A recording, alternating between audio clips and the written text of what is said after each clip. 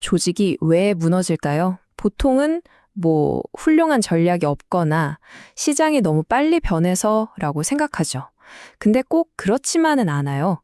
사실은요, 그 누구도 입 밖에 내지 않은 아주 조용한 기대 하나가 조직 전체를 서서히 무너뜨릴 수 있다는 거 아세요? 오늘 이 보이지 않는 힘이 어떻게 조직을 파괴하는지 그 섬뜩한 과정을 한번 같이 따라가 보겠습니다. 이런 말 혹시 들어보시거나 속으로 생각해 본 적 없으신가요? 그냥 푸념이나 약간의 냉소처럼 들릴 수도 있죠. 근데요, 이건 절대 단순한 말이 아닙니다. 이게 바로 조직의 미래를 통째로 바꿔버리는 아주 위험한 예언의 시작이거든요. 저희는 이걸 부정적 예언이라고 부를 건데요. 사회학자 로버트 머튼이 말했던 자기충족적 예언이 바로 조직 안에서 이렇게 시작되는 겁니다. 아직 일어나지도 않은 실패를 두고 마치 이미 정해진 사실인 것처럼 말하는 그 순간에요. 파멸의 톱니바퀴가 스르륵 돌기 시작하는 거죠. 여기서 진짜 중요한 게 있어요. 이 모든 비극이 어떤 객관적인 사실에서 시작하는 게 아니라는 거예요.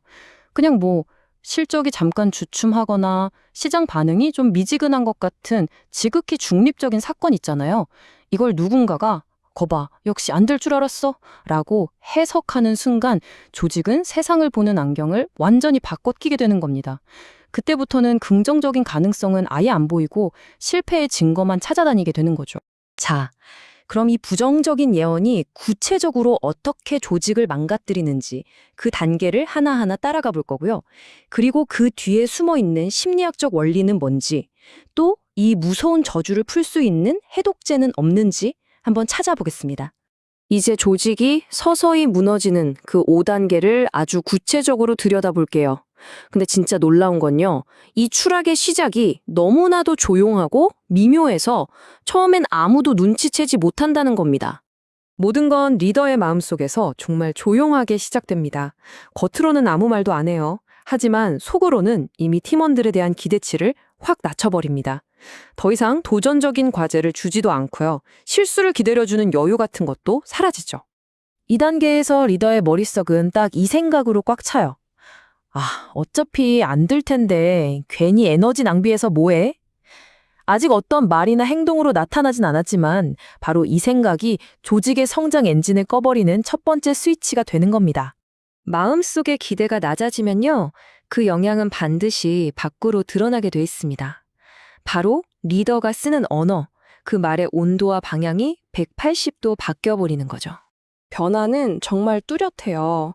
예전에는 잘할 수 있어 격려하고 이건 어때? 질문하면서 가능성을 얘기했다면 이제는 날카로운 지적부터 하고 일방적인 명령으로 위험한 것부터 강조하죠.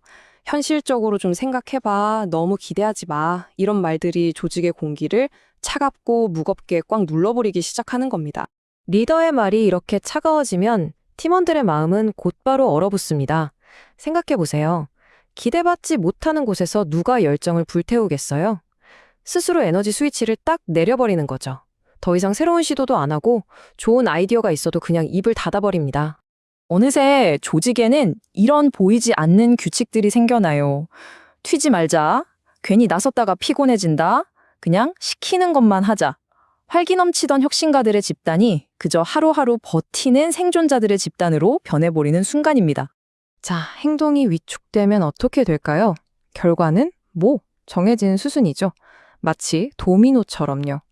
새로운 시도가 줄고 팀원들 사이의 신뢰는 깨지고 조직 전체의 에너지가 바닥나면서 결국에는 눈에 보이는 성과 하락으로 이어지는 겁니다. 바로 이 순간, 이 부정적 예언의 가장 슬픈 클라이막스가 펼쳐집니다. 리더는 자신이 만들어낸 이 실패의 폐허를 보면서 이렇게 말하죠. 거봐, 내 말이 맞았잖아. 결국 자신이 옳았다는 걸 증명하려고 스스로 실패를 만들어낸 셈이에요. 정말 비극적인 아이러니 아닌가요? 이제 가장 위험한 마지막 단계입니다. 리더 한 사람의 그 부정적인 믿음이 이제는 조직 전체의 DNA, 그러니까 쉽게 바꿀 수 없는 문화로 깊숙이 자리 잡게 되는 거죠. 새로 들어온 열정 넘치는 팀원은 이런 말을 듣게 돼요. 에이, 너무 애쓰지 마. 여긴 원래 그래. 이제 조직은 외부 환경 때문에 힘든 게 아니라 내부에서 스스로 희망의 싹을 잘라버리는 시스템이 되어버린 겁니다. 지금까지 설명한 이 모든 파괴적인 과정, 이 끔찍한 독에 사실 이름이 있습니다. 심리학에서는 이 현상을 바로 골렘 효과라고 부릅니다. 핵심은 이거예요.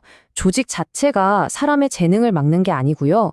리더와 동료들의 낮은 기배라는 그 보이지 않는 압력이 개인의 잠재력을 쪼그러들게 만들어서 실제로 능력을 떨어뜨린다는 거죠. 이 골렘 효과는 세 가지 독성 요소가 합쳐질 때 완성됩니다. 먼저 낮은 기대를 품고 그게 차가운 태도로 드러나고 결국엔 성장할 기회 자체를 뺏어버리는 것. 이 세 가지가 합쳐지면 아무리 뛰어난 인재라도 날개를 펼칠 수가 없게 되는 겁니다. 자, 지금까지 문제의 심각성은 충분히 봤습니다. 그럼 이 강력한 독을 해독할 방법은 과연 뭘까요? 놀랍게도 그 해독제는 아주 가까운 곳에 모든 리더가 이미 손에 쥐고 있습니다. 이 원칙은 정말 꼭 기억하셔야 해요. 아무리 완벽한 전략 보고서를 만들어도 소용없어요. 조직의 뿌리를 이루는 믿음과 기대가 부정적이라면 조직이라는 배는 결국 그 예언이 가리키는 방향으로 갈 수밖에 없다는 겁니다. 아까 4단계에서 봤던 리더의 자기 합리화 다시 한번 생각해 볼까요? 진실은 이거예요. 안 될 것 같아서 그렇게 말한 게 아니라 그렇게 말했기 때문에 안 된 겁니다. 리더의 예측이 현실을 맞춘 게 아니라 리더의 말이 현실을 만들어버린 거죠. 바로 이게 오늘 이야기의 가장 중요한 결론입니다. 진짜 리더십은요, 무슨 거창한 비전 선포식에서 시작되는 게 아니에요. 바로 당신이 매일 선택하는 단어 하나, 가능성을 믿어주는 따뜻한 말 한마디, 바로 그 언어에서 시작됩니다. 당신의 말이 조직의 문을 여는 열쇠인 셈이죠. 이 질문을 마지막으로 스스로에게 한번 던져보셨으면 좋겠습니다. 여러분의 말 한마디가 지금 이 순간에도 팀의 미래를 결정하는 예언이 되고 있습니다. 당신은 팀의 가능성을 닫아버리는 파괴의 예언을 하고 있나요? 아니면 잠재력을 꼭 피우는 성장의 예언을 하고 있나요?